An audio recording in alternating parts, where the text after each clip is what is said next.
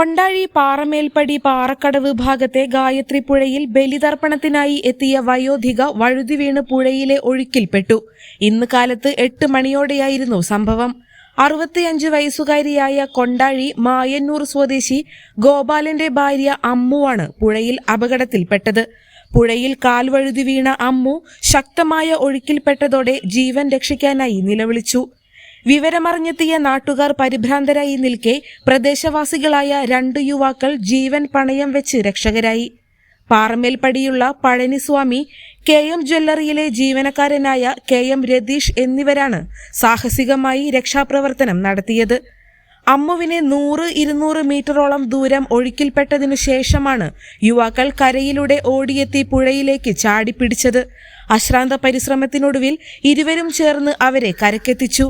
ഉടൻ തന്നെ ഓട്ടോറിക്ഷയിൽ ഒറ്റപ്പാലം വള്ളുവനാട് ഹോസ്പിറ്റലിൽ എത്തിച്ച അമ്മുവിനെ നിലവിൽ തീവ്രപരിചരണ വിഭാഗത്തിൽ പ്രവേശിപ്പിച്ചിരിക്കുകയാണ്. ശ്വാസകോശത്തിൽ വെള്ളം കയറിയ നിലയിലായിരുന്നുവെങ്കിലും അപകടനില തരണം ചെയ്തുവെന്നാണ് ലഭിക്കുന്ന വിവരം. സമയബന്ധിതമായ ഇടപെടലിലൂടെയാണ് വയോധികയുടെ ജീവൻ രക്ഷിക്കാൻ സാധിച്ചത്. രക്ഷാപ്രവർത്തനം നടത്തിയവരെ നാട്ടുകാർ അഭിനന്ദിച്ചു.